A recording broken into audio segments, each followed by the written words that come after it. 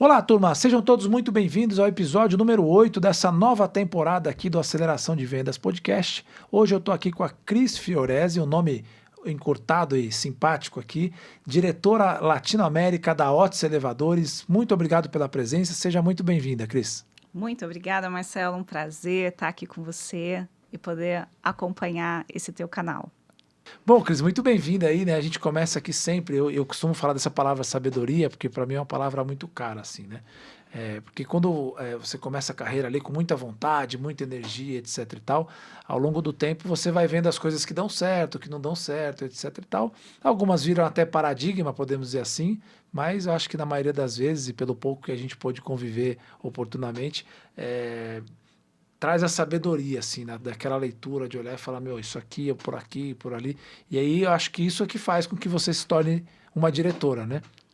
E para começar, então, conhecer um pouquinho mais da sua trajetória, que a gente estava aqui batendo papo, conta um pouquinho como é que você chega no RH. Nossa, isso tem bastante tempo, Marcelo, então vamos tentar Menos fazer... do que vocês imaginam, Vamos tentar turma. fazer a história curta. Eu chego no RH, em telecomunicações, para fazer estágio na época da faculdade. Bom, o que eu vou fazer? E chego no RH para cuidar de benefícios, né, na área de compensação e benefícios, numa indústria de telecomunicação. E o bichinho me picou. Tive a oportunidade de trabalhar com pessoas que me deram espaço, apesar, né, da pouca experiência, deixaram com que eu pudesse navegar e criar. Isso gera confiança, e essa confiança eu levei posteriormente para o conglomerado Alfa. Então, a Luiz Faria, na época, vendeu o Real para o ABN, fundou o Alfa, então tinham 11 empresas financeiras, 54 não financeiras. Então, um mundo para aprender. Então, entrei e ali eu fiz a minha primeira gestão em recursos humanos.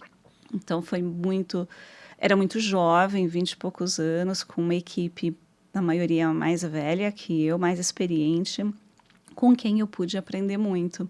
E nesse espaço foi muito desafiada, desafiada no sentido de elevar ao próximo nível, né? Eu sempre fui uma pessoa muito caxias, de querer entregar bem o meu trabalho. E muitas vezes eu chegava com um projeto para aprovar com a diretoria e eu, Cris, eu gostei do seu projeto, o projeto faz sentido. Custa 100, eles cortavam o 100 e falavam assim, olha, está aprovado, mas tem que custar 80. Então, isso trouxe ali essa habilidade, a necessidade, não era nem a habilidade, era a necessidade de puxar conhecimento e puxar formas de negociar, de fazer os meus projetos viáveis com o recurso que eu tinha. Então, eles me ensinaram que todas as áreas negociam, em todas as áreas fazem venda. Foi muito bacana, até que recebi o convite de Siemens. Fui para Siemens, trabalhando em Total Rewards, migrei para benefícios, para business partner, para várias áreas de negócio. Trabalhei com equipe local, com equipe global. Trabalhei em muitos M&As na Siemens, foi bem interessante. Até que a Otis me convidou para essa função atual.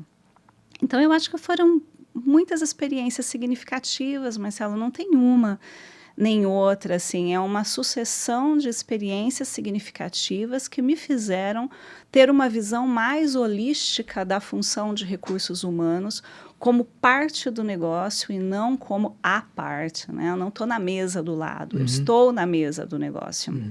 E todas essas cadeiras e todas essas áreas pelas quais eu passei me fizeram reforçar isso. Né? O RH ele não está do lado, ele está dentro. É como água. Ele se insere, ele viabiliza. Você falou do Banco Alfa, não me lembrava que você tinha começado lá assim, né? O Aloysio tem uma frase, ordem ou progresso, não é? Ele fala, não é isso? Que não tinha? Tem uma frase, sim. E eu vou te falar que, assim, que tudo que se fazia era muito disciplinado, né? Você não avança se você não tiver disciplina. E pensa que a Luísio visitava o seu hotel todos os domingos de manhã para tomar café. Ele gostava de... Não tinha outros lugares mais legais para tomar café? Com certeza tinha, mas é aquele olhar de dono, né? Então, isso também faz com que as pessoas que participam dessa formação e dessa cultura tragam forte esse ownership, esse cuidado, essa paixão pelo que você faz. Você chegou a trabalhar com ele, conhecê-lo, conviver? Conheci, mas naquela época ele já tinha um presidente para o banco, ele estava com 84 anos na época e chegava ao banco dirigindo a sua Porsche, o segurança do lado.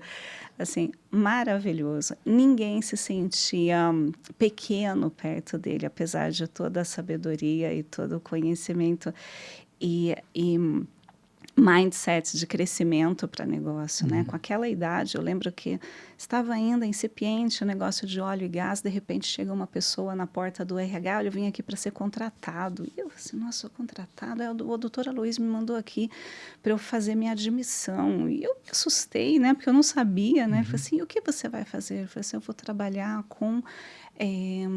na época era...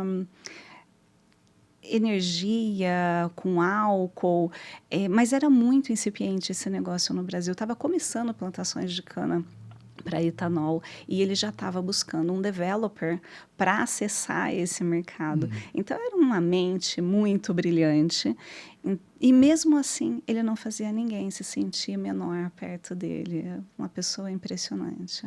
Tem um legado maravilhoso, né? Um legado maravilhoso. Legal. A gente estava conversando um pouco, discutindo a pauta, né, Cris? E aí eu comentando assim, né, que o RH hoje já é estratégico, né? E talvez tenha sido um pouco de buzzword, né, de dizer assim, pô, RH é estratégico, meio que para vender livro. Eu digo que essas palavrinhas são para vender livro em aeroporto. Gosto dessa teoria. Né? E aí, eu hoje percebo já que o RH, de fato, assim, não é uma questão da gente ter a nomenclatura, não, já é estratégico, mas eu vejo que ainda talvez, não vejo a potência dos times de RH ocupando esse lugar. E contando um pouco da sua trajetória, queria que você contasse um pouco dessa importância, assim, acho que de ter vivido a cultura do alfa, de empreendedorismo e de business, né? Assim, que não era só, eu tenho que fazer o cara crachar todo dia, de repente tem uma pessoa aqui para ser contratado de óleo e gás, e, o que isso tem a ver com a estratégia da companhia? E você comentou também que na Siemens trabalhou muito com M&A, que não necessariamente tem a ver com RH, vamos dizer assim, ou pelo menos são camadas mais estratégicas, né? Sim. O quanto isso te abastece para poder, de fato, olhar o RH como estratégico? Eu acho que abastece totalmente, né? As experiências que a gente tem, ela faz com que olhemos por uma janela que não é tão óbvia. Mas eu acho que o que mais faz o RH ser estratégico é conhecer o negócio em que atua. Então, é de fato estar com os líderes de negócio, se aprofundar em quem é o meu cliente, o que o meu cliente fala de mim, como eu atraio pessoas que respondem bem às ansiedades desse cliente. É estar numa mesa de planejamento de vendas ou de planejamento estratégico ou de preparação de budget, olhar aqueles números de onde eu quero chegar e ter sempre o mindset de perguntar que tipo de gente me faz chegar aí. Quem são hoje os meus melhores players? Porque eu preciso ter cópias deles, né? Seja na minha sucessão, seja na minha contratação, para que a gente chegue a estes objetivos. Então, o RH ele tem que estar inserido nesse meio, ele não tem que receber a demanda lá da sua cadeira. Ele tem que estar junto e tem que fazer perguntas certas e perguntas poderosas, desafiar a sua equipe muitas vezes, porque a gente está acostumado, todas as áreas estão. O RH também está acostumado a fazer as coisas de um jeito que funciona, então para que eu vou mudar? E às vezes eu preciso mudar sim. Às vezes eu preciso desafiar, criar um profile totalmente novo para um momento de vendas, por exemplo, que eu quero ter, ou que eu quero chegar, ou que eu quero competir. Desafiar a usar ferramentas mais potentes, desafiar a buscar em outros mercados profissionais que não são da minha indústria, mas que podem trazer talvez não conhecimento técnico, mas atitudes, percepções e agilidade que eu não tenho na minha. E isso gera desconforto também para a equipe de RH. Então, o líder ele tem que estar ali confortável com o desconforto e ajudar a equipe a evoluir nesse caminho também. E como você tem visto assim, né, as pessoas de RH ocupando esse lugar de fato, né? Você disse o seguinte, né? E eu, um pouco do que a gente já conversou também, dá para ver isso no seu perfil, embora eu acho que é raro, né? Positivamente raro, no sentido de dizer, eu vou trazer uma pessoa de outro segmento, ou de outra empresa, ou de outra indústria, para poder ocupar esse lugar, porque eu estou enxergando que esse cara vai me levar no lugar que a gente, desculpe, que a gente ainda não foi. Mas para isso precisa ter uma coragem, uma atitude. Então, acho que são duas coisas, né? Uma visão de que, e a palavra talvez seria essa, visão mesmo. Cara, eu estou enxergando que esse cara, embora nunca tenha feito o que eu preciso que ele faça, ele tem o potencial para fazer. E segundo, a coragem de poder bancar isso e dizer, cara, eu acho que esse é o caminho certo, porque aí os pares depois vão ter que, vamos dizer, cobrar esses resultados, né? Como é que você vê essas competências de visão estratégica e de coragem nos profissionais de RH hoje em dia? Eu tenho boas referências, Marcelo. Eu não vou te falar que é 100%. A gente ainda vê estruturas de RH com pouco espaço para trabalhar, aonde os profissionais também não têm esse ímpeto de avançar e tomar desse espaço, porque muitas vezes se fala em empoderamento, né? O outro pode te empoderar, mas você também pode avançar, você também tem que querer ocupar esse espaço. Então, obviamente, nem todos querem ocupar esse espaço com a mesma fome. É uma realidade. Mas eu vejo bons profissionais caminhando nesse sentido. Cada vez vejo mais gente interessada por temas estratégicos de RH e debatendo e trazendo perguntas inteligentes, criticando modelos que não funcionam. E trazendo ali um ponto de vista em mesas que há 10, 15 anos pouco se via. Então, é uma jornada. Nem todo mundo está na mesma maturidade, as outras áreas também não estão. Mas eu acho que tem avançado, tem se falado mais nisso. Depois da pandemia foi um boom.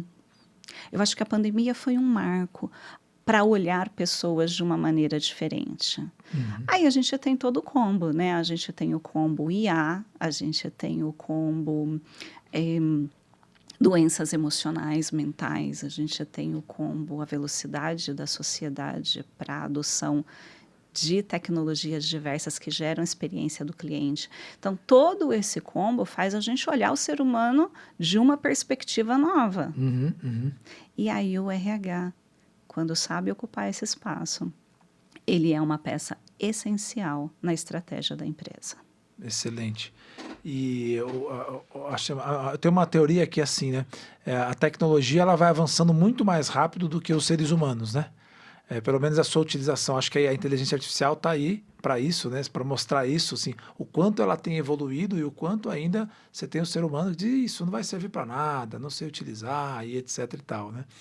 E então me parece que já é óbvio, né? E acho que pós-pandemia ficou muito mais evidente o quanto o potencial humano ainda pode ser explorado como uma alavanca de resultado, com tecnologia ou apesar da tecnologia ou junto com a tecnologia. Né? Quando você olha as grandes linhas de investimento, assim, o que eu tenho de leitura, e essa é meu compartilhamento aqui para conversar contigo, você olha uma linha de investimento em tecnologia e os volumes são gigantescos, de financeiros, né, de investimento, de esforço e tal. E quando você olha para a linha de desenvolvimento, nem tanto. Você enxerga isso na prática ou ainda já está começando a equilibrar para dizer, cara, a tecnologia está indo, mas o ser humano também precisa ir um pouquinho mais? Sua percepção ela é bem interessante, né? Eu acho que tem 3 linhas de tempo em adoção da tecnologia, né? A tecnologia ela tem a sua linha e é exponencial. Ninguém tem mais dúvida disso. Depois você tem a adoção da tecnologia pela pessoa física. Então, muitas vezes é mais fácil a gente adotar uma tecnologia quando é um indivíduo. Então, pensa na quantidade de pessoas que, por exemplo, aprenderam sozinhas a usar Facebook, Instagram, todas as aplicações de bancos, de serviços, de entregas. Ninguém precisou fazer treinamento para elas se apropriarem desse conhecimento. A gente usa para fazer edição de fotos, de vídeos, tá? Muita gente aprende e aprendeu isso sozinha, com tutoriais, talvez pela internet, coisas muito simples. E depois você tem a adoção das tecnologias pelas organizações, que demora um tempo maior ainda. Então, você tem a tecnologia, o indivíduo, e depois você tem a empresa, com todos os seus gates, e deve ter de governança, de cybersecurity, não importa, são necessários. Mas tem o seu tempo, tem a sua velocidade. Então, quando você fala em investimento, eu acho que o investimento pela novidade, pela riqueza que ainda não está distribuída, na tecnologia a gente ainda vai ver mais investimento em tecnologia. Eu acho que vai chegar num turning point, onde o conhecimento do ser humano, aquele conhecimento que faz a diferença, ele será mais escasso. E por ser mais escasso, ele será mais valioso e se pagará mais para desenvolvê-lo. Mas eu não acho que ainda está em igualdade. Tá. Eu acho que ainda o investimento em tecnologia, em ganhar produtividade através do digital, é algo que ainda está em alta e não está balanceado com o desenvolvimento das pessoas. Boa, excelente. Eu acredito nisso, né? E vejo assim, de fato, o investimento em tecnologia acho que traz muita produtividade. O que eu acompanho, para falar um pouco mais do cenário de vendas, que é onde eu estou mais profundamente, eu vejo que já começa a ter um lagzinho, já começa a ter um espaço, porque a tecnologia já está bem mais à frente do que as pessoas estão dispostas a adotar. Então, não é que a tecnologia não funciona. Então, ontem, por exemplo, eu estava treinando um time e treinando esse time, eu propus um exercício e eu falei meia hora antes de inteligência artificial. Mas não disse que era para usar ou não usar, não falei nada. E aí propus um exercício complicado, uma planilha de Excel lá sofisticada, de previsão de receita e tal, que bastava você pegar o GPT, tirar uma foto e tinha a resposta. E mais ou menos 200 pessoas, nenhum teve essa iniciativa. E aí que eu começo a olhar, né, a história de que a inteligência humana mais a inteligência artificial vai tornar uma inteligência exponencial. Só que ainda vejo esse espaço, essa oportunidade de, cara, quanto será que a gente está desenvolvendo a inteligência humana? E eu não diria nem aqui que é o fato, vamos assim, de desenvolver grandes capacidades humanas, mas talvez de flexibilizar um pouco os paradigmas humanos para usar a inteligência. Né? E aí talvez é onde mora uma grande oportunidade no sentido, o cara fala, eu preciso entender tudo de inteligência artificial, preciso fazer uma pós-graduação, quando no fundo ele pode só se permitir ser criança, usar um pouco mais a criatividade, porque a própria inteligência artificial já assimila essa troca, né? Exatamente, exatamente. E qual que é o facilitador, né, Marcelo, das empresas aqui? Eu acho que é criar esse espaço seguro, porque ainda tem muitas ideias sobre aonde o meu dado vai parar. Mas existem formas de fazer, por exemplo, inteligências, agentes internos que não estão conectados na web, e que permite que as empresas ofereçam isso às suas pessoas e que utilizem da vantagem dessa rede fechada, segura, para provar, para aventurar-se no uso. Porque você só descobre que é fácil se você usa. Sim. Né? E facilita de verdade a vida. Não vai resolver ou trazer a gestão do conflito, não vai te ajudar a perceber uma nuance de insegurança no momento de uma venda, não vai substituir o relacionamento de confiança que você gera com o cliente. Olha, se tudo der errado, eu vou estar aqui para te ajudar a resolver isso aqui e vai ser entregue. Então, essa confiança, esse relacionamento, esse nível, a inteligência artificial não vai suprir, mas ela vai suprir muitas outras coisas que a gente faz no dia a dia e que roubam o nosso tempo e que previne com que a gente tenha esses relacionamentos de qualidade. Só que a gente só vai ter relacionamento de qualidade se você tem recursos internos para isso. Né? Então, aí voltamos para a parte do treinamento. Sim, eu ofereço o uso da tecnologia, do digital, da IA, whatever. Eu implemento CRMs que me permitem ter dados, e dados hoje é uma maneira de você trabalhar de forma preditiva e inteligente, sem despender tanta energia e recursos. Por outro lado, eu desenvolvo as capacidades humanas ou essas habilidades que a gente está cultivando desde a nossa infância, né? Quando a gente brinca, a gente negocia. Quando a gente tem custos de entradas e saídas nos grupos de infância, a gente aprende a modular a nossa raiva, a nossa insatisfação e até a nossa opinião de maneira menos agressiva. E é isso que a gente vai aprimorando ao longo da vida até chegar na idade adulta e isso ser um diferencial competitivo como ser humano. Então, eu acho que a empresa vai trabalhar nesses 2 desenvolvimentos. Ajudar as pessoas a adotarem as tecnologias e a potencializarem as suas habilidades humanas.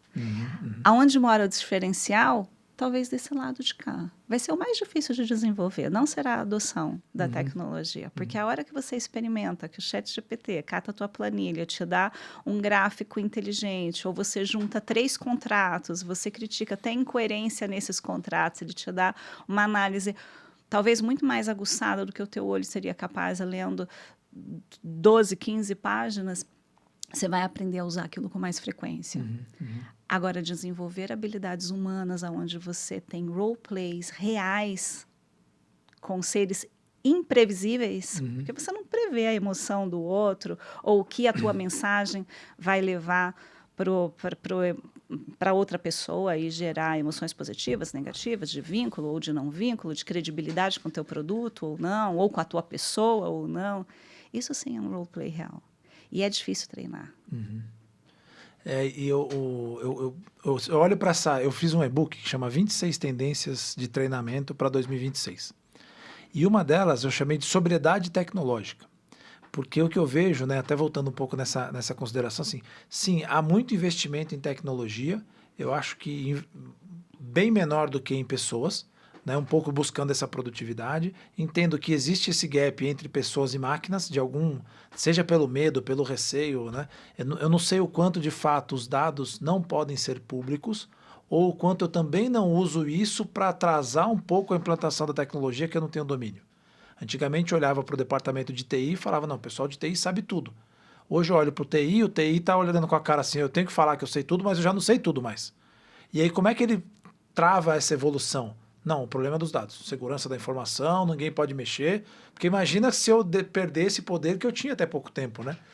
E aí quando eu falo da sobriedade tecnológica é porque muitas vezes a gente compra essas automações como sendo talvez assim, isso vai revolucionar e ajudar a minha vida, de fato vai contribuir, mas quando eu olho para uma automação de CRM, né, a gente comentou rapidamente ontem sobre agente autônomo, eu digo, mas aí a inteligência artificial vai ouvir a reunião, vai colocar tudo no CRM e vai me dar todos os dados e vai me dar a proposta. Só que ela pode ficar tão automatizada que você nem interage com essa automação. E aí você vai dizer, cara, daqui a pouco você vai dizer, eu não fechei a proposta porque o agente autônomo está mal configurado. Então eu tenho um pouco de olhar assim, cara, é preciso contemplar a tecnologia, no sentido de que ela vai fazer um monte de coisa, mas que o seu tempero humano tem que estar ali, porque senão, né, não faz sentido a sua existência. E talvez em algumas cadeias de valor não vai ter de fato o ser humano. Né? No e-commerce da vida, eventualmente, o cara já vai te posicionar os produtos para você comprar. Mas a minha leitura é sempre assim, de olhar com um pouco mais de sobriedade, porque senão a gente compra a sopa de letrinhas da tecnologia e acaba tirando o fator humano da equação, né? Eu acho que é verdade. E esse cuidado, ele tem que partir das organizações e do indivíduo, são dos dois, tá? Porque a organização, ela pode adotar a tecnologia para facilitar e ganhar tempo de qualidade, né, para a sua equipe de vendas ou de gestão, ou de qualquer área. E o indivíduo delegar para a tecnologia a sua responsabilidade de elevar aquele resultado para o nível desejado. Aí você acaba ficando no nível platô igual. Ou você pode, uso 2, empresas e pessoas entenderem a tecnologia como um enabler, né? Estou criando um espaço que me facilita, eu vou subir nesse trampolim e eu vou além desse muro, porque a tecnologia me permitiu subir mais fácil. É uma questão de você se posicionar para. E eu acho que a gente abre um outro tema aqui nessa questão da tecnologia com o ser humano, né? Tem uma filha de um amigo meu, ela estava querendo dar um rolê, passear, né? E aí o pai dela não queria deixar, etc e tal, e ele estava do meu lado assim, a gente estava viajando, e ele mandou mensagem, não vai por causa disso e tal, não sei o quê. De repente voltou uma resposta, super elaborada. E aí ele olhou para mim e falou, Marcelão, vê se isso aqui é minha filha. Eu falei, cara, acho que não é não. E aí achamos que tinha indício de que ela trocou ideia com o GPT para dizer como eu convenço o meu pai a Claro, poder sair. claro. E o Aí, convenceu? hã? Não, aí que eu falei, cara, você tá na guerra, agora manda pro GPT e manda ele te ajudar na resposta. Então ficou uma conversa entre pai e filho intermediado pela inteligência artificial. E eu estou brincando com isso porque a gente hoje vive, existe um termo, né, que chama liderança orquestradora, que é como eu lidero o meu time, porque eu já não sei mais se aquele trabalho foi o meu liderado, se foi ele com o GPT ou se foi só o GPT. De maneira que eu não sei mais se eu estou conversando só com aquele ser humano ou com o ser humano mais a inteligência artificial. E eu poderia pensar o seguinte, será que seria, vou chamar aqui de desleal, hipoteticamente, mas será que seria desleal quando eu vou discutir um projeto com o meu liderado e ele está usando a inteligência dele, mais a inteligência artificial para contra-argumentar comigo e eu só estou na inteligência humana? Não é? Essa é uma pergunta muito interessante, mas eu vou te dar a minha perspectiva. É desleal, por exemplo, você usar um carro para percorrer 300 quilômetros em menos tempo do que com uma bicicleta Não. ou a pé? Depende, né? Se estiver na regra, não. Exato. Se tiver na regra, não. Isso é uma ótima resposta. Se tiver na regra, eu acho que o poder do humano mais a máquina é o que vai dar a potência para esses novos profissionais chegarem onde eles querem chegar. Hoje a gente não fala tanto da quantidade imensa de horas que a gente despende no trabalho, ou da falta de qualidade de vida, ou de tempo para fazer coisas. E uma porção muito grande do que a gente faz está conectado ao burocrático, ao que se pode automatizar. Então, por que não utilizar dessa inteligência mais homem Sim. ou mais mulher, Sim. dessa maneira, e fazer com que a nossa vida seja mais fácil? E também ter a consciência dos limites, né? A tecnologia ela não tem que vir para fazer você trabalhar 24 horas, mas talvez para trabalhar com qualidade as horas que você tem que trabalhar. Acho que gera medos. Acho que em algumas áreas de negócio, sim, gerará desempregos. Depende das pessoas avançarem para a aprendizagem, também não será só a responsabilidade das organizações, embora elas vão impulsionar isso em seu próprio interesse. E eu acredito, Marcelo, de verdade, que o poder do homem com máquina vai ser o futuro. Sempre foi, né? Desde que o mundo é mundo, né? Exato. Desde a época da gráfica, que o Gutenberg criou a gráfica. Claro. Então, assim, qualquer recurso que a gente usa é a extensão do nosso corpo. Né? Então, assim, é que antes a gente usava objetos físicos, Sim. o carro, a bicicleta, o computador, o garfo. Né? E agora a gente usa tecnologias que não são palpáveis, né? Tecnologias digitais, mas são extensões de nós. Por que não usá-las? A questão é aprender para usá-las bem, da forma correta. E entrando em desenvolvimento, Cris, que eu acho que me surgiu uma possibilidade aqui, assim, o quanto a gente deveria ou já está fazendo, tendo essa conversa no sentido de, cara, como é que eu com o meu time fala sobre a inteligência artificial, mas não sobre a IA, sobre os comportamentos da IA. Do tipo, ó, você é meu liderado, cara, pode fazer isso aqui e trazer para mim na inteligência artificial. Inclusive, eu vou revisar e colocar minha ideia, né? Será que existe esse fórum? Porque o que eu vejo ainda é a gente focado na ferramenta, né? E não na interação da ferramenta homem. E não vou nem dizer o que é permitido, ou o que é leal, o que não é leal, mas como é que troca isso para dizer, cara, você me mandou isso aqui, eu mandei para o meu chat GPT, ele disse outra coisa. Como é que a gente coloca isso de um jeito natural e se esse seria um tema para ser discutido, será? Entre líderes e liderados? Como é que nós usamos a inteligência artificial? Ou será que organicamente ele se equilibra aí? Não, eu acredito que tem coisas que organicamente elas vão acontecer, mas elas demoram mais tempo e talvez elas percorram caminhos mais tortuosos e até mais incertos. Quando as organizações optam por guiar as pessoas, elas adquirem uma ferramenta, elas criam um ambiente cuidado por cybersecurity, elas treinam as pessoas ou criam espaços onde possa trocar. Então, vou te dar um exemplo de experiências recentes, não só da capacitação para o uso de uma inteligência artificial acoplada a um Outlook, a um Excel, a um Teams, que você pode fazer modular, mas também fóruns onde as pessoas comentam, olha, eu usei para criar este tipo de situação e me funcionou. O outro, nossa, não tinha pensado nisso. E este boom de ideias e de utilização e de experiências é o que vai gerar aprendizagem, não só no momento do treinamento. E as organizações, elas podem, de fato, fazer isso. Né? Tá dentro do seu ambiente seguro. O que eu acho que tem que ter pactos entre líderes e liderados é o seguinte, a qualidade do teu trabalho, porque a partir do momento que você delega e me traz um trabalho que de repente nem é tão bom, porque aí erra muito, o percentual de erro é alto ainda, né? Vamos ver no futuro, mas é alto. Então, a partir do momento que você não tem conhecimento para fazer a revisão daquilo que você criou com uma ferramenta digital, você está empobrecendo o seu trabalho. E você está me entregando algo pior. Então, esse diálogo entre o líder e o liderado é uma ferramenta, mas não te exime de revisar, de criticar e de me trazer algo que você sabe explicar. Porque se eu te fizer a segunda pergunta, a terceira pergunta e não vier a resposta, é porque você não fez, você não sabe. Talvez a gente vai ter os outros profissionais, né, que talvez não saibam muito o que estão fazendo, mas sabem ter bons algoritmos. O cara sabe trocar ideia com a inteligência artificial melhor do que outros, né? Então, acho que é de fato uma disrupção na liderança, né? Porque você está pilotando um homem com uma máquina. Então, já tinha uma variável que era o homem, mas era só o homem, agora é o homem com a máquina, né? E olha que interessante, né? Quando a gente fala de fazer boas perguntas ou fazer bons prompts, quando a gente faz boas perguntas, a gente obtém resultados melhores. Só que pensa lá na nossa... dos nossos filhos não, mas na nossa infância que temos aqui entre 40 e 50, a gente foi muito boicotado, cortado no perguntar. Né? Para que você está perguntando? Né? Porque sim, né? A resposta. Exato. Ou perguntar incomoda. Até os próprios colegas na escola, já está perguntando de novo, está atrapalhando a aula. Então, a gente foi tolhido demais no perguntar.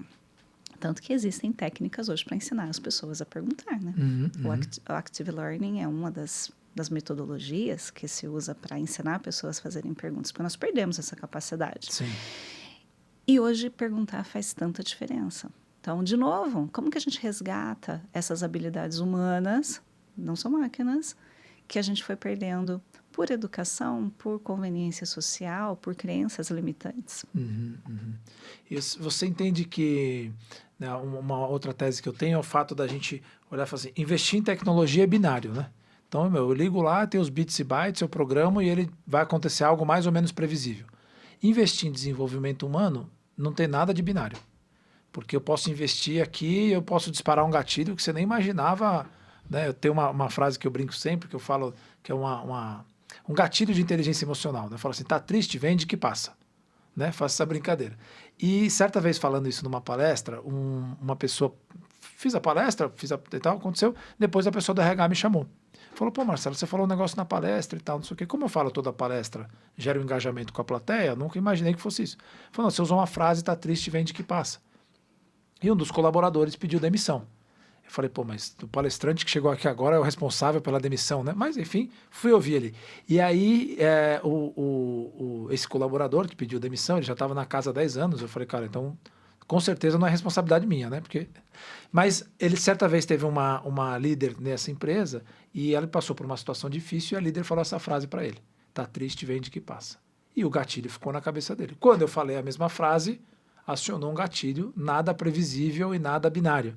Né? Será que é por isso que a gente tende cara, vamos investir mais em tecnologias e algoritmos do que em seres humanos, porque eles são imprevisíveis e o desenvolvimento dele também é imprevisível? Não, eu acho que a lógica talvez não seja tão clara assim, não seja tão reta. Eu acho que investir na tecnologia, ele traz uma experiência para o cliente que a gente quer ter, né? Então, eu vejo alguns sofrimentos naturais da indústria que eu estou e que quando eu comparo com outro tipo de indústria que já avançou na experiência do cliente,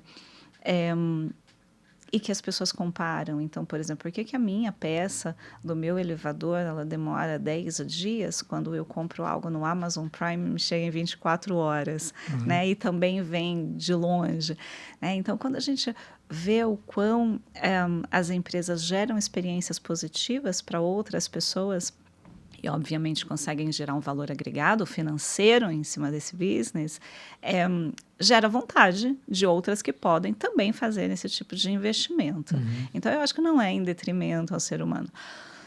Quando a gente pensa o que no fator humano mudou nos últimos tempos e que tem gerado desconforto, né, nas organizações, lembrando que as organizações também são compostas de pessoas, é a volatilidade, né? Hoje eu estou, amanhã eu não estou.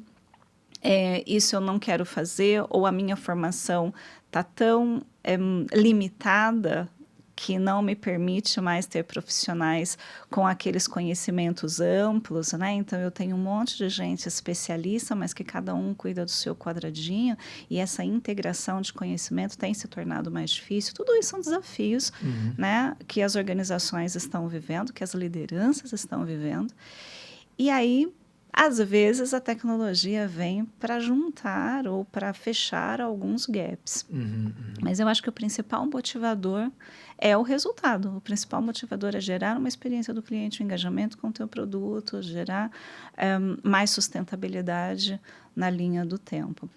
Outra coisa, a gente viveu apagões de talentos, né? A gente viveu empresas significativas que derrubaram o preço de suas ações por conta de quantidade de demissão e perda de conhecimento.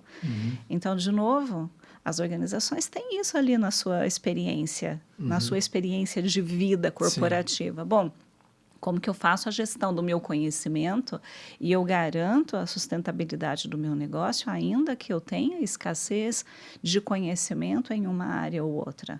De novo, vem um investimento em um CRM, em um ERP, em sistemas que permitem gestão e controle dos dados de uma maneira que os acionistas vão crer que você, né, de fato tem aquilo que você está prometendo para eles. Então, eu acho que não é uma equação muito simples, é algo mais forte. Boa. Eu sempre falo isso porque eu vejo, quando a gente vai para os... A gente estava falando de conselho também, né? Os conselhos, as empresas, sempre tem o tal do ROI, né? Mas quanto é que vai dar na última linha, né? E, de novo, quando você pega uma estrutura de tecnologia ou investimentos em equipamentos, etc., me parece mais simples você projetar um ROI. Não quer dizer que ele vai acontecer, mas, pô, eu vou otimizar 10%, então eu vou ganhar 5% de eficiência e assim por diante. E no desenvolvimento humano, esse ROI já é algo mais intangível, assim, né? Quanto vai dar de retorno sobre o investimento? Então, voltando naquilo que a gente comentou da questão da previsibilidade, da assunção de risco, vamos dizer assim, eu penso que os executivos, de modo geral, foram treinados, então não é culpa de ninguém, simplesmente o mundo corporativo diz, cara, tem que ter ROI, tem que ter ROI, tem que ter ROI, tem que ter ROI, e o ROI ele é mais mensurável e mais linear quando eu falo de atributos físicos, tecnologia, processos e etc. Né? Por outro lado, né, eu penso assim, como é que seria uma reunião quando o pessoal lá da Salesforce foi fazer uma sala de meditação em cada andar? Imagina quando ele chega lá para o diretor dele e fala, tá, mas quanto é que vai dar de ROI? A gente vai gastar aqui, sei lá, $20 mil para fazer a sala. Mas quanto vai dar de ROI eu estimular os meus colaboradores a meditar? E aí eu acho que essa lógica é que ainda não... Né, do outro lado, vamos dizer assim, do ponto de vista das altas lideranças, ainda é algo que busca-se um ROI, mas, cara, putz, não tem como saber, velho. É um salto de fé. Você vai ter que acreditar que uma sala de meditação vai te ajudar. Agora, deixa eu te fazer um desafio. Boa. Às vezes, a gente prevê esse ROI focado em coisas muito financeiras. Né? Ou é sempre resultado, sempre número de vendas. E quando a gente olha o outro lado, o que eu já estou perdendo? Né? How to stop the leaking? Como que eu paro essa sangria, né? Esses vazamentos? Com o absenteísmo, com as enfermidades emocionais, com a redução do presenteísmo. A pessoa está lá, mas ela não está produzindo efetivamente. Com a percepção do meu cliente numa pesquisa de credibilidade de mercado, que pode colocar a minha marca como desejada ou não. Eu acho que todos esses outros KPIs que são negativos, né? São coisas ruins que eu não gosto de olhar. Por que eu olho lá o número? Porque se eu melhorar o número, vem resultado positivo. Mas se eu diminuir esses efeitos danosos que eu tenho naturalmente, eu talvez mostre um ROI muito interessante. E com o famoso na última linha, né? Porque você já está Na todo com o custo última todo. linha, porque o custo já está. Sim. Então, eu acho que a gente aprendeu a olhar ROI só de um lado da janela, mas tem o outro lado da janela. Então, eu não acho que investir em gente seja algo impossível de se provar ROI. Só que a gente busca argumentos errados para fazer isso. Talvez a mesma lógica. E eu aprendi algo com você há 3 anos, 3 mais ou menos. Por que eu não pego para justificar ou para explicar por que eu preciso investir na minha equipe de vendas? Normalmente eu pego o quê? Num cenário normal de recursos humanos, né? Que a gente deve ver em 90% das empresas. Vai me custar, sei lá, R$500 mil fazer esse investimento. Um custo. Só que se eu pego 100% da minha equipe, que produz uma média de 70% da sua meta, e elevo aos meus 10% melhores, que chegam a 95% da meta, esse é o meu ROI. Esse é o meu ROI. O meu investimento, ele passa a ser muito mais palatável do que eu falar de custo. Sim. Só que eu tenho que ter um target. E aí outra coisa. RH, às vezes, não se compromete com o resultado. Se compromete com a execução. Diferente de outras áreas de negócio que se comprometem com o resultado. Então, me dá tanto de dinheiro neste projeto que eu me comprometo com um EBIT 2% acima do plano. O RH ele compromete com a execução do treinamento, mas não com o resultado da venda da equipe. Esse é outro shift. O RH tem que começar a se comprometer com o resultado. Então, se a gente acredita de verdade nos nossos projetos, a gente tem que se comprometer com o resultado, ajudar essas equipes a chegarem nesses resultados, mensurar, fazer o push com as lideranças, né? Olha, trabalhei para você, trabalhei para ajudar a tua equipe a adquirir esse conhecimento. O que está faltando para chegar no resultado? Então, nós somos owners, somos partners desse business. Não somos provedores do treinamento, só da execução. Muito bom, adorei essa frase. Outras áreas são, como é que você falou? Outras áreas são focadas no resultado e o RH na execução, né? Tem que sair desse lugar. Maravilhoso. É nesse lugar que eu estava comentando que eu acredito muito na estratégia do RH, mas eu acho que o RH foi treinado para não ser esse protagonista. Então a provocação que eu faço para você que é de RH é assuma o protagonismo que o mundo está te convidando. Né? Já está aí, precisa. Porque toda vez que se coloca uma meta, na cabeça de qualquer ser humano e se eu não conseguir? Isso é o que bloqueia, né? Aí você fala assim, cara, se eu vou me desafiar a fazer uma maratona abaixo de 4 horas, tá? E se eu não conseguir? Esse é o primeiro, porque o seu corpo e a sua mente, o seu ego vai dizer, cara, como é que eu coloco esse cara numa zona de conforto para ele não... Enfim, é o medo, né? Normal, proteção. Você vai descobrir como fazer melhor depois. Essa é a parada. Então, quando eu desafio, né, eu achei maravilhoso isso, quando eu me desafio a sair de uma métrica de execução, horas de treinamento, para uma métrica de, cara, subir 2% o volume de vendas ou engajamento, etc e tal, eu passo a ter uma mensuração para dizer, cara, subi só 1, maravilhoso, não subi 2, mas subi 1, já subi alguma coisa. Ou não subi nenhum. Mas eu começo a ter um olhar para uma métrica de resultado. E aí eu acho que tem uma grande oportunidade para os times de desenvolvimento, de RH, de falarem, cara, vamos assumir algum compromisso. E aí, se não acontecer, ou não acontecer, é o que tinha que acontecer para eu poder aumentar meu grau de consciência sobre o treinamento. Senão eu fico lá 8 horas de treinamento, 12 horas. E aí, voltando talvez aí um pouco fortalecendo o desafio da RH, o que eu vejo são líderes, especialmente da área de vendas, né, de novo aqui nossa especialidade, são líderes que não querem dispor o time para treinar, e aí eles também exigem, na história da imagem contra imagem, exigem do RH que ele traga algum milagre. Eu vou te liberar meu time aqui 8 horas, eu queria que meu time aumentasse 2% das vendas. O RH fala, cara, eu vou contar pro cara, beleza, vai, deixa eu fazer aqui. E aí não tem como o RH também sair da métrica de execução. Porque para ele sair da métrica de execução para uma métrica de resultado, ele precisa ter algum tempo que ele acredite que seja possível ter uma transformação, de fato, um desenvolvimento. Tá, mas qual RH você está falando? Porque o RH que é estratégico, ele vai fazer o challenge para esse líder. O que de verdade você quer chegar? Quem é a tua equipe? Esse é o desafio. Essa é a parte boa. Então, é ser consultivo para o seu cliente e não recebedor de pedidos. Você também tem vendedor que é Sim. recebedor de pedidos. Só que esses não agregam tanto valor quanto a venda consultiva. Aquela que vai levar... Provocativa, que vai tirar você do lugar. Exatamente. Outra coisa interessante, às vezes os próprios CEOs ajudam o RH a desenvolver esse mindset do chegar ao resultado do negócio e não ficar focado na execução. Às vezes a gente pode sair desse lugar por nós mesmos. Sim. Né? O sapo também sai da lagoa e da caverna. Mas os CEOs que têm esse mindset, do mesmo jeito que ele puxa outras áreas, ele também pode e deve puxar a área de recursos humanos para esse lugar. Né? E a gente tem, felizmente, pessoas assim na Otis. A gente tem um CEO agora que é fantástico. Então, todas as vezes que a gente leva um projeto de desenvolvimento, ele fala quais os KPIs de negócio que isso aqui vai impactar. E é muito engraçado, porque a gente coloca no quadro, a gente assina e a gente tira foto, né? Então, quando a gente mostra os resultados, a gente leva o pacto. Sim. Então, assim, esse pacto de negócio, né? O quão esses CEOs estão puxando as suas áreas de recursos humanos. Você tem que puxar. As pessoas de vendas, os líderes de vendas, né? Puxando do mesmo jeito que eles puxam o marketing da empresa do lado de fora, eles também podem puxar o RH para o endomarketing com essa mesma lente.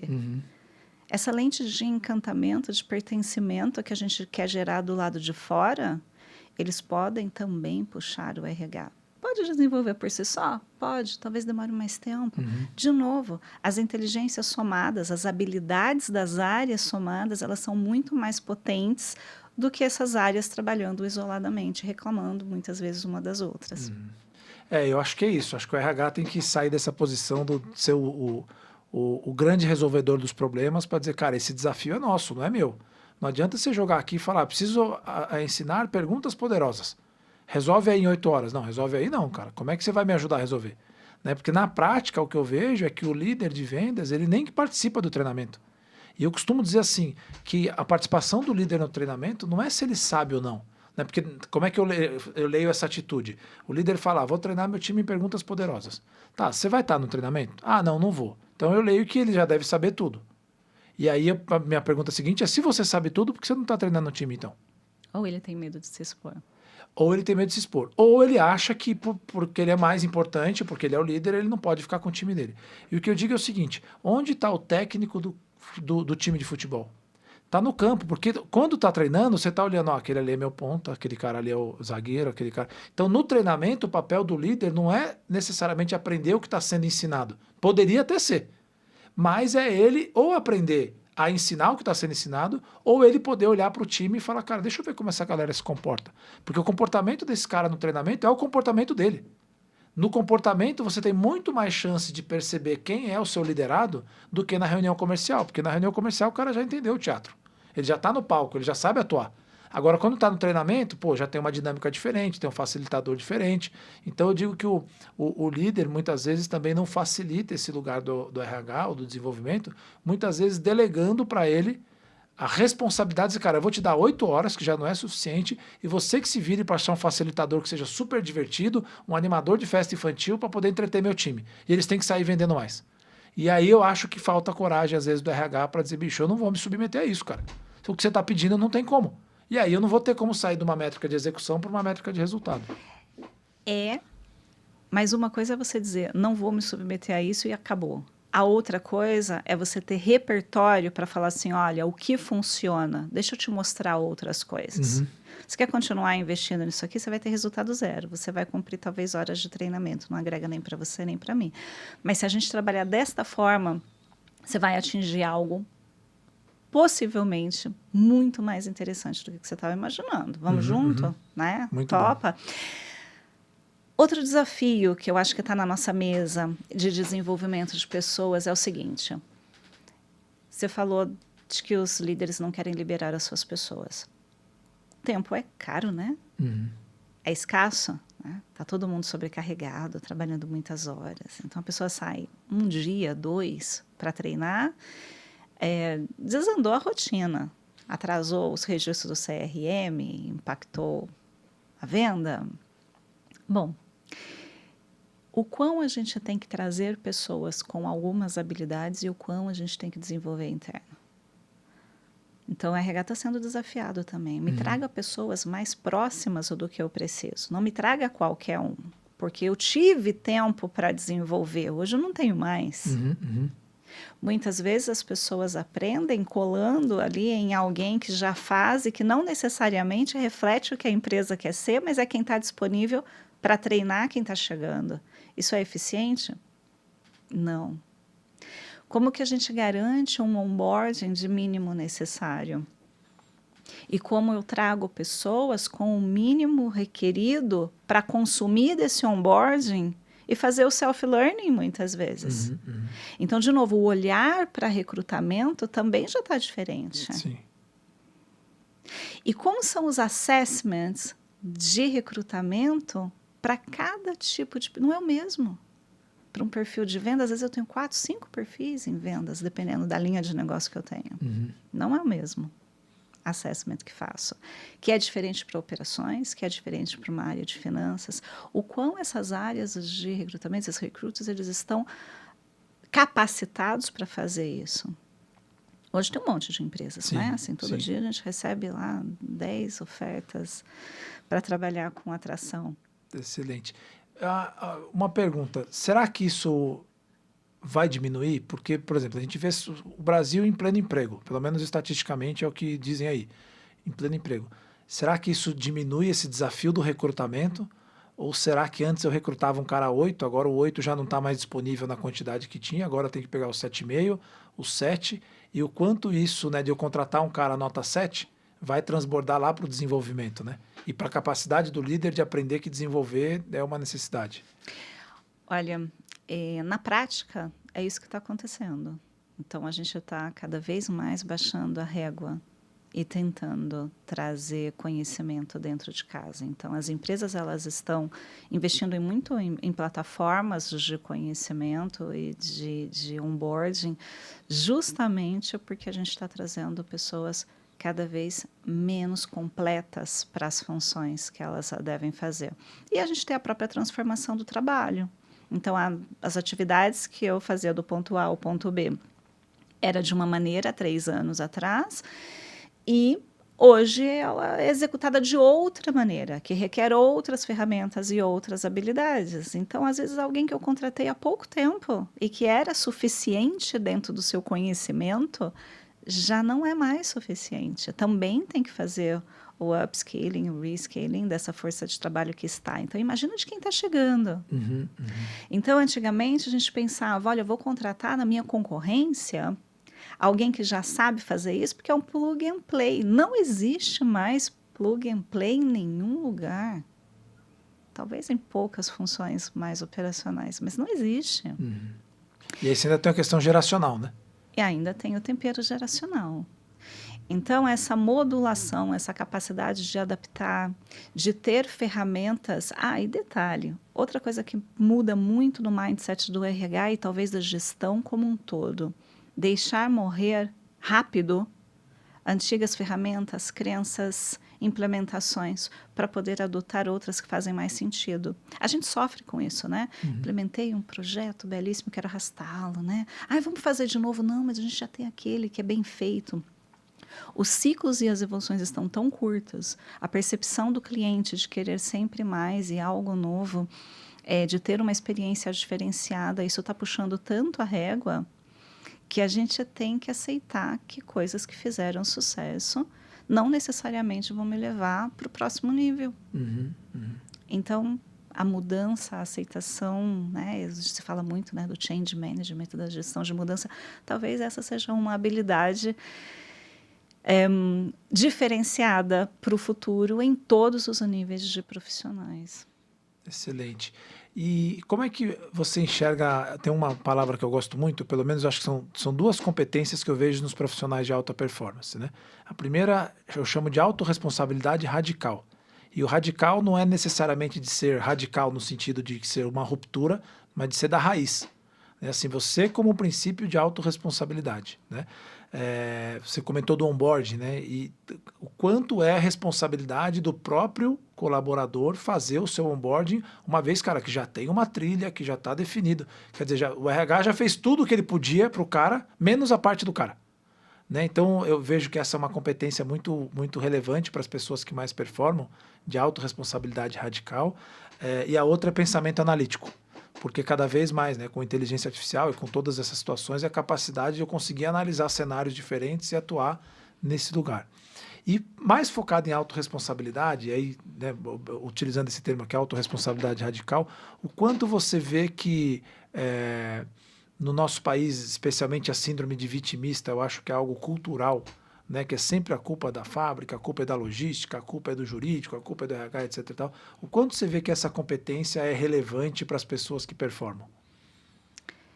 Ela é a linha de corte entre os que performam e os que não performam. As pessoas, existem uma lista de coisas maravilhosas quando você analisa equipes de alta performance, mas essa responsabilidade, né, pela minha atuação, aonde eu lidero, aonde eu ponho o outro accountable. Pode até ser que a responsabilidade de uma falha não seja minha, mas é a minha responsabilidade, dentro do meu papel, fazer o que eu posso para essa engrenagem funcionar. E quando você coleciona muitas pessoas com esse mindset, elas não têm medo de falar, elas fazem uma boa gestão do conflito, elas desafiam as ideias, elas se comunicam com clareza. Comunicação, para mim, é algo fantástico.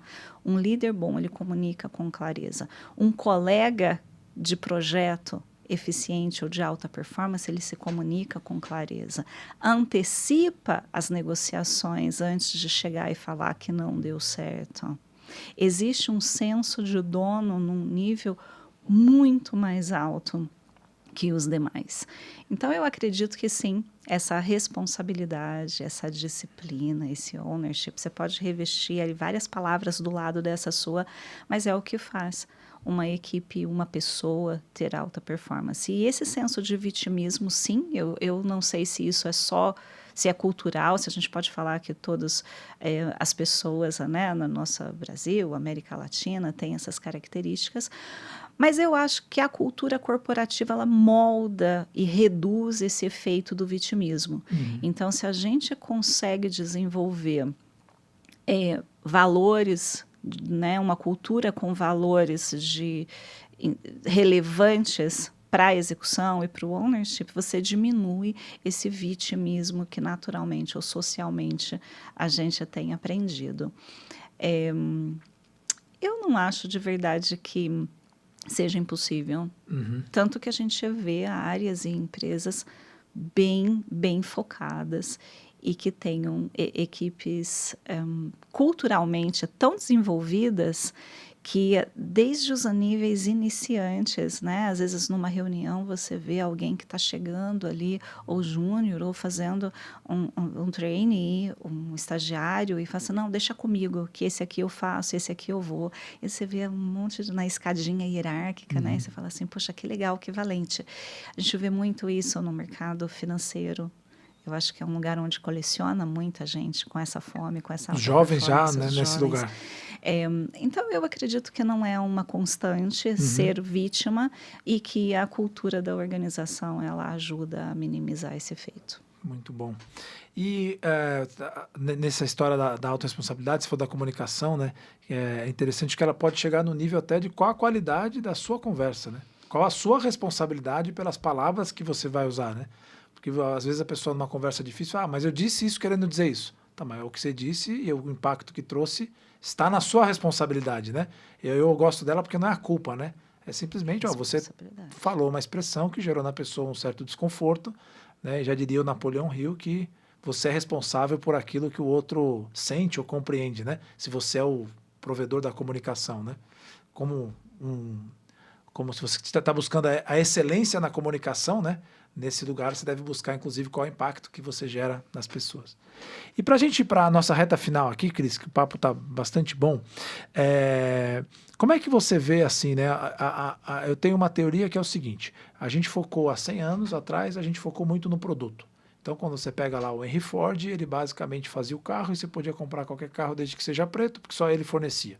Hoje a gente olha para as chinesas e a gente vai ver aqui nos próximos 3, 4 anos 40, 50 montadoras chinesas vendendo carros que eu não vou entender que eles são diferentes. Para mim vão ter poucas nuances, né? Mas hoje já é difícil a gente ver qual é o Uber sem ver a placa. Você não sabe se é um Polo, se é um Onix, Onix Plus, HB20, HB20S, enfim. Geralmente a gente olha a placa. E eu imagino que isso vai continuar sendo comoditizado. Essa talvez seria a palavra que eu usaria. Do ponto de vista do marketing, embora teve grandes evoluções aí nos últimos 10 anos com as redes sociais, entendo que a gente também deu uma pasteurizada, né? Porque está bastante mais homogêneo as campanhas de marketing. Você não vê mais grandes campanhas, porque antes o cara tinha uma grana, ele fazia algo muito diferente. Hoje, com inteligência artificial, com rede social, o cara consegue ter uma ideia muito genial com pouco recurso, então você, de alguma forma, homogeneizou essa diferença. E aí eu olho para as cadeias de valor em que você tem lá os times de vendas. E quando eu olho para esse lugar, eu falo, cada vez mais vai ser estratégico eu ter um time de vendas que possa ser mais consultivo, mais autorresponsável, que entenda de inteligência artificial, que entenda de inteligência humana, enfim, eu ter um profissional ali, porque se eu tenho um vendedor na minha cadeia de valor, significa que em algum momento o meu cliente ou potencial cliente vai ter contato com essa pessoa. Senão não faz sentido eu ter um ser humano ali. Né? As outras formas de vender vão ser automatizadas, e-commerce e tal. E quando a gente olha para esse lugar, olhando do ponto de vista bem de zoom out do mundo, você vai dizer, cara, então me parece que vai ter um espaço para diferenciação competitiva do ponto de vista humano nas cadeias de valor que tem o vendedor, no vendedor. E aí, quando você olha para esses profissionais, a gente não tem formação. Não tem formação de vendas e vendedores no mundo. Não existe uma faculdade do mundo. Como é que você vê essa leitura estratégica e esse desafio de dizer, cara, talvez a gente vai precisar de um profissional em que o mundo não percebeu ainda que a gente precisa formar? Esse é um desafio fantástico, né? A pergunta de 1 milhão. Desde quando a gente negocia? Vamos pensar. A gente negocia desde que a gente é criança pequenininha, né?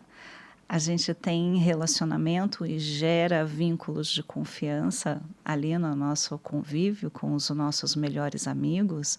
A gente barganha coisas, a gente vai aprendendo a ter estas habilidades que depois, na vida adulta, elas são refinadas. Né? E eu acho que, historicamente, é assim que a gente vem trabalhando as equipes de vendas. A gente pega pessoas que naturalmente vieram dessa trilha, né, com mais habilidades e a gente exponencializa essas habilidades dentro do ambiente corporativo. Eu acredito que quando a gente olha, sim, para o futuro, e o que a gente vai investir em treinar pessoas, a gente volta a essa trilha de habilidades humanas. Com uma diferença, Marcelo, ainda mais, talvez mais desafiadora. Nós brincamos. A nossa geração brincou. Né? Nós tivemos esse roleplay, a gente nasceu ali nesse simulado da vida real até chegar no ambiente corporativo, onde a gente exercita e estica essas competências.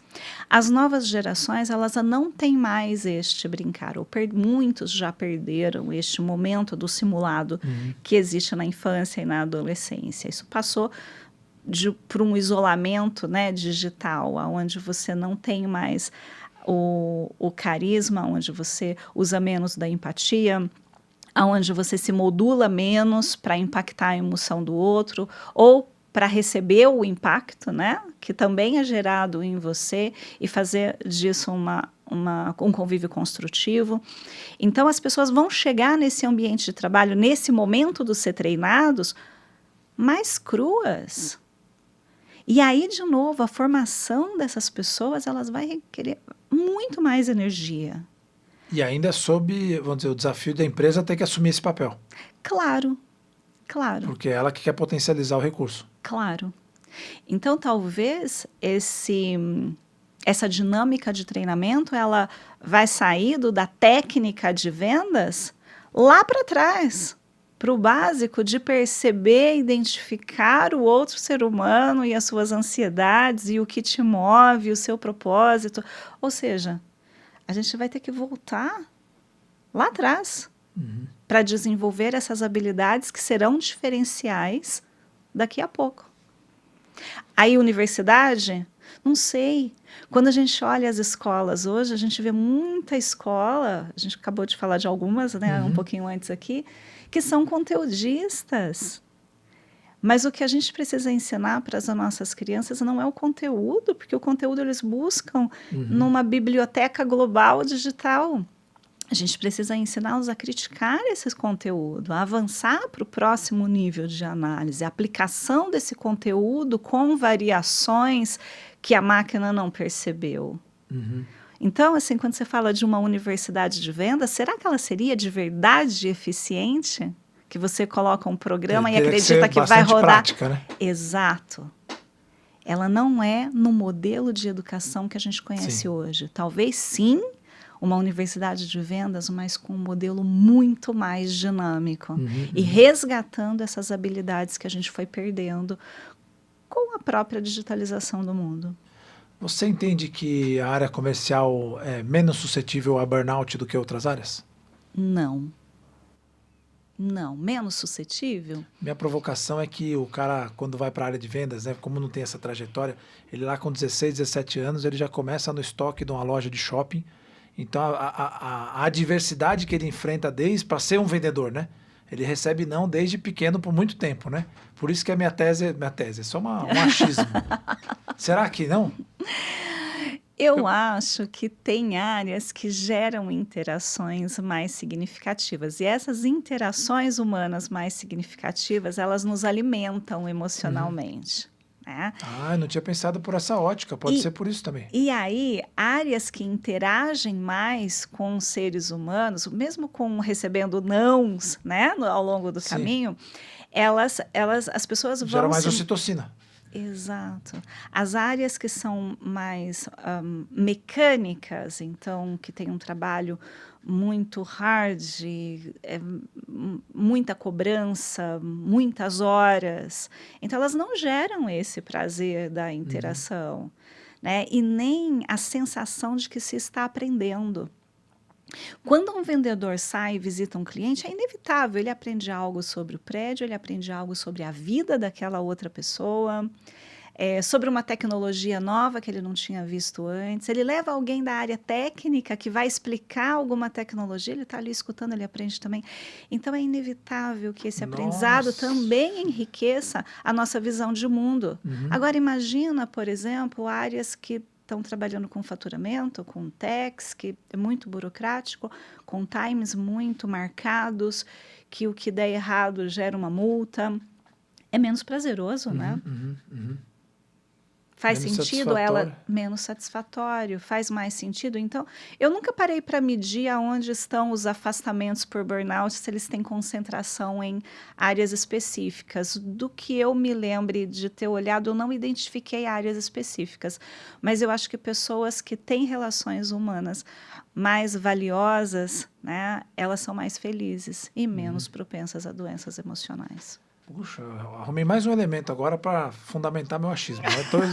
Porque eu tinha pensado mais nessa questão da resiliência, de que o cara sempre viveu um ambiente adverso desde pequeno, então o cara ele é mais resiliente.